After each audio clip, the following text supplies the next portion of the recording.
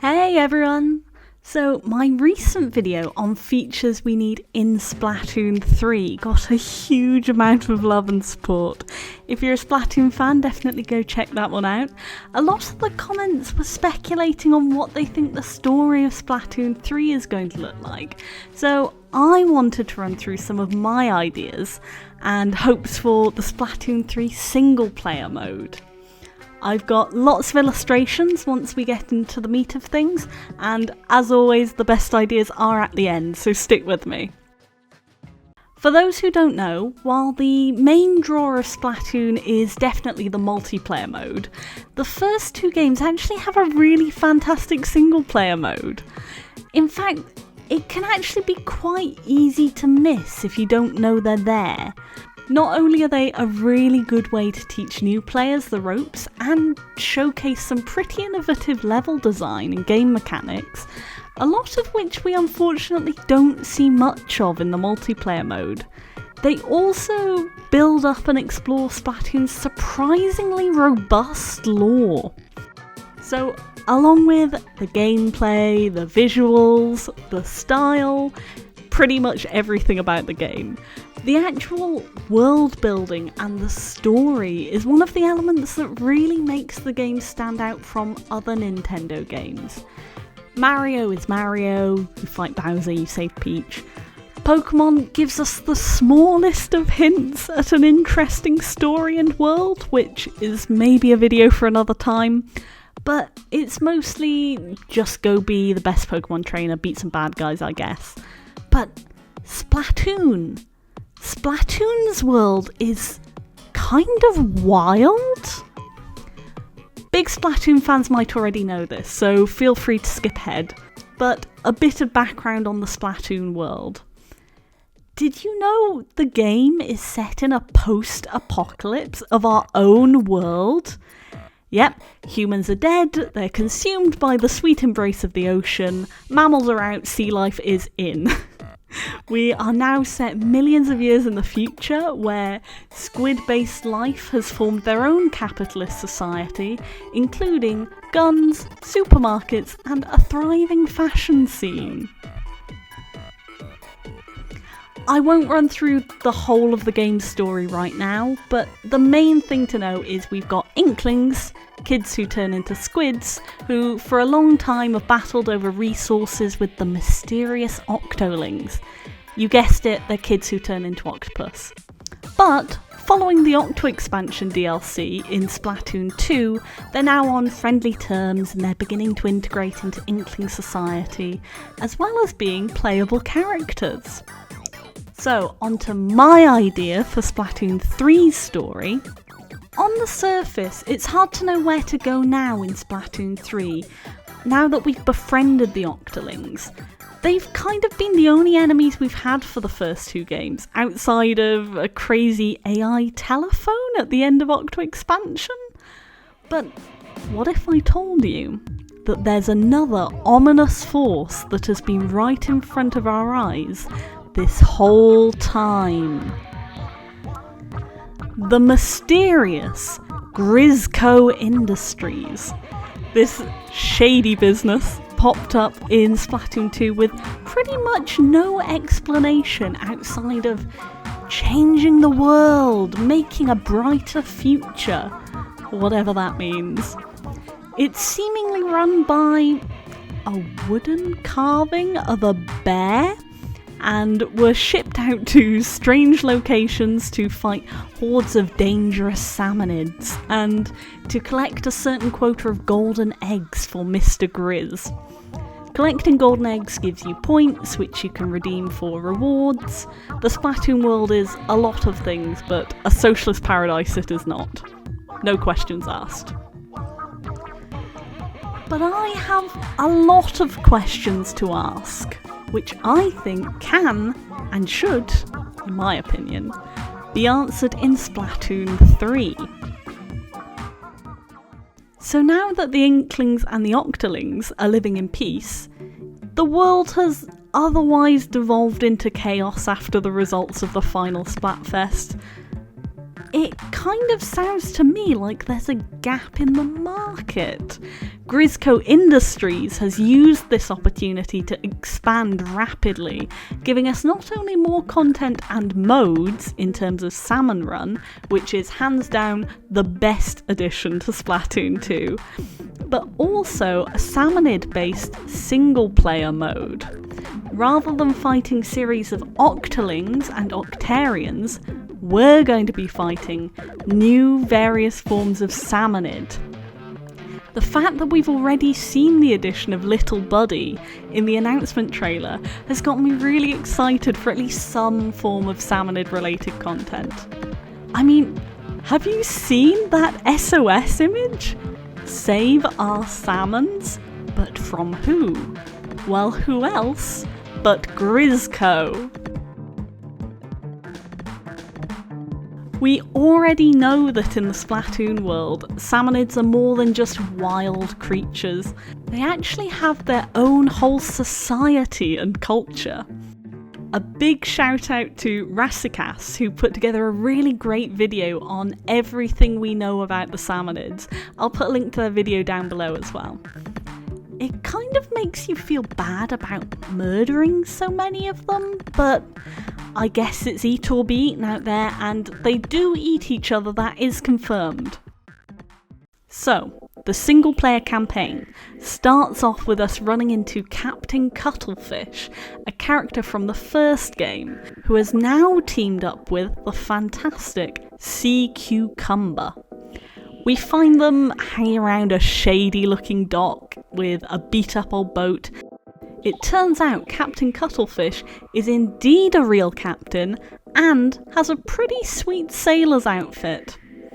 They inform us something is up on the high seas, Salmonids are behaving strangely, even for Salmonids, and you look just crazy enough, or just stupid enough, to help them out.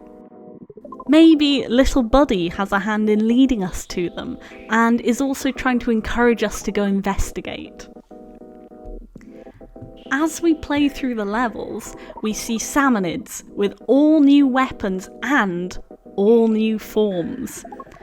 Fun fact, the weapons used by Salmonids in Splatoon 2 are actually part of a trade deal with the Octolings and use Octarian technology in exchange for power eggs. It turns out Octarian technology is largely powered by Salmonid eggs, which we see scattered throughout the first and second single player modes.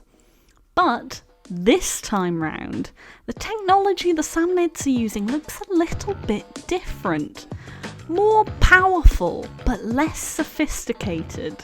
As we fight through the levels, we're contacted by the mysterious Mr. Grizz through your radio, who tells us that the Salmonids are dangerous and must be stopped. He even provides you with some of his famous Grizzco weapons to help defeat them. Side note, Grizzco weapons are the best thing in the entire game, so getting an opportunity to play with them as much as you want in the single player mode, rather than just for a limited amount of time during rare Salmon Run sessions, would be amazing. This would include not just the Grizzco main weapons that we've seen before, but new weapons, new Grizzco sub-weapons, and specials. Think auto bombs that go absolutely nuts charging at enemies, or bombs that just have a crazy blast range. Obviously, these would need to be balanced. You wouldn't get to use them throughout the whole of the single player mode, but they would be a really great treat to just throw in every now and again, and they're just such an absolute delight to play with. As we continue, it becomes clear that the Salmonids believe we are responsible for stealing their golden eggs. Which, let's be real, we absolutely are. And they're trying to get them back. The golden eggs are shown to have a huge amount of power, and maybe as part of boss fights, Salmonids can use their remaining golden eggs to create huge boss enemies which you have to fight. It eventually becomes clear that they are no longer using Octarian technology, but instead Grizzco Industries tech. Just like with the original salmon run, Mr. Grizz has been taking advantage of his extensive knowledge on salmonid behaviour and biology to manipulate them into thinking the Inklings and the Octolings were their true enemy, and that he was in fact working to protect them this whole time. They become loyal to Mr. Grizz and will fight to the death to protect him, as well as their way of life. But Mr. Grizz obviously does not have good intentions. He's been using his massive supply of golden eggs to expand his industry, his influence, and his ultimate goal of world domination. But what is this new future that Mr. Grizz is trying to create? Well, maybe he's trying to bring back mammals to the planet. It turns out Judd and Mini Judd were his first attempt at reviving the lost mammals after many failed attempts. But for his plan to succeed, he needs a near unlimited power supply. Just to be clear, in my heart of hearts, Mr. Grizz will always be a bear. I like the idea that he's just literally a wooden carving of a bear, but I think the implication that we get throughout the game is that he's probably a real mammalian bear, but I don't want that to ever be confirmed.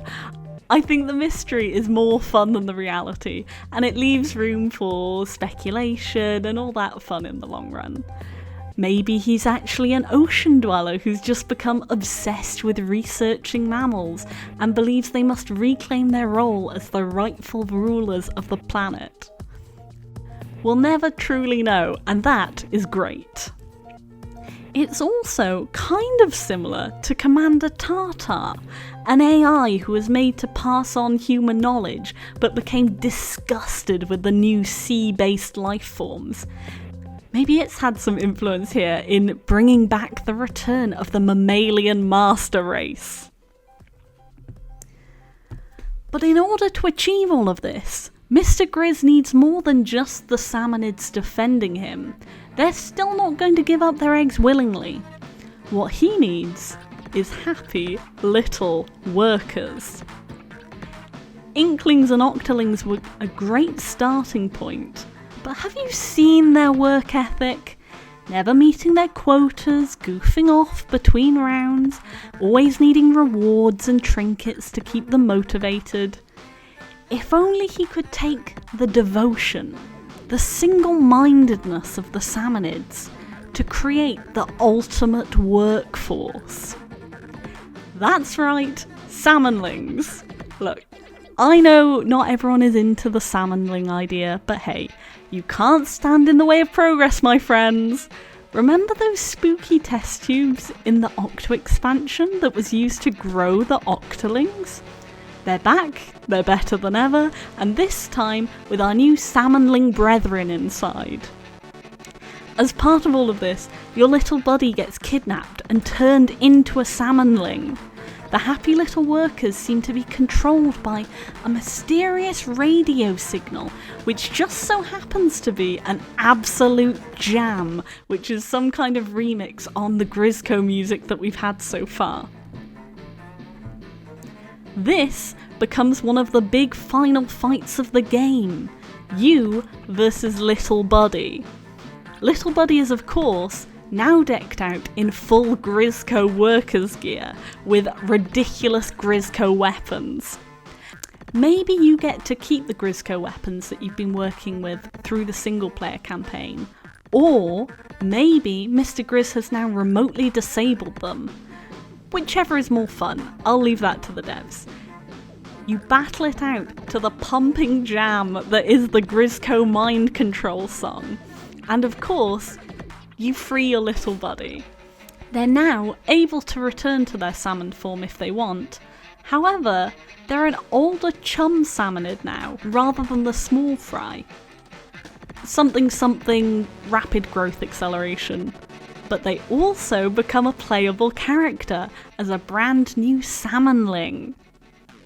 The final fight actually involves you playing as your newly transformed little buddy in a face-off against gigantic mecha Grizz, which is acting as a huge broadcasting tower, sending out signals in the form of music, brainwashing the Salmonling workforce.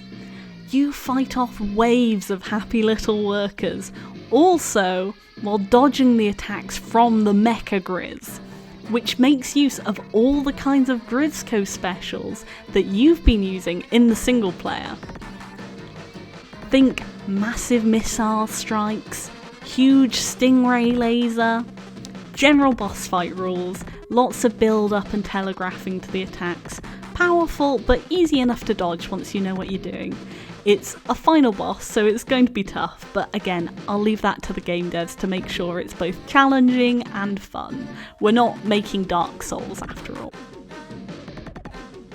As part of the big finale of the boss fight, you, playing as Little Buddy, get to use some of your Salmonid weapons. That's right, we're riding a steel eel. Is it going to be in the game? Absolutely not, but I'm having a lot of fun and this is my video. You ride in on your steel eel, Captain Cuttlefish sends in a remote control griller, and Sea Cucumber is piloting a flyfish. You're too big now that you're a regular sized chum, but Sea Cucumber is just the right size. It's exciting, it's dramatic, and it's my perfect dream, okay? Mecha Grizz finally explodes, with a tiny radio Grizz flying into the sky Team Rocket style. Does that mean Mr. Grizz is gone forever? Probably not. But for now, the threat is averted.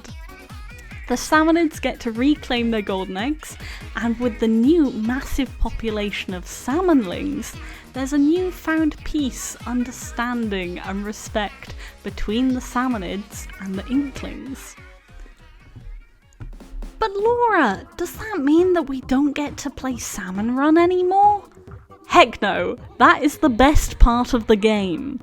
Maybe the implication is that now the Salmonids run Grizzco Industries, and they enjoy taking part in the salmon runs as a fun pastime. We're not stealing their eggs. Maybe we give them back at the end, or maybe now they're happy for us to earn them in battle as a thank you for freeing their people. Even Salmonlings can do Salmon Run now. It is kind of what they were made for after all. Speaking of Salmonlings, I'm sure some of you are thinking about whether having different races is going to have any impact on the gameplay. In general, I think it's correct that the Inklings and the Octolings should be identical, but I do like the idea of the Salmonlings having a couple of key differences in their playstyle. Obviously, it would have to be balanced to make it fun for the player, but I trust the game devs on that.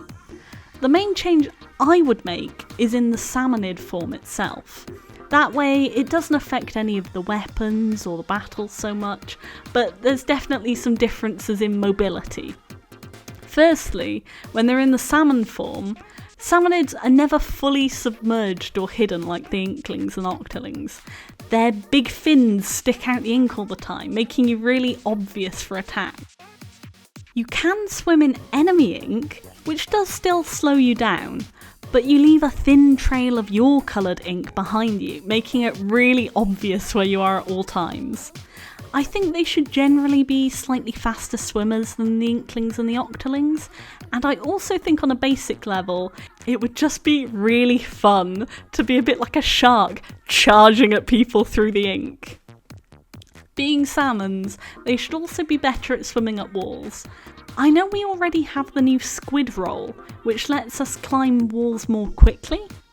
Balance it however you like, but I just think Salmonids should be better at that. If you want to get into the nitty-gritty of the balance, I'm sure there's lots of other stuff you could dial down for the Salmonlings to make sure they're not overpowered in any way. Maybe they've got a smaller jump distance, etc, etc.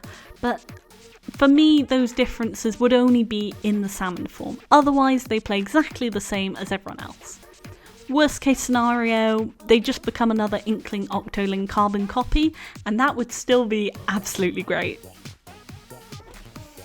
I've had so much fun drawing this Salmonling design, and obviously once you get back to the plaza, they get to experience the joy of fresh new fashion.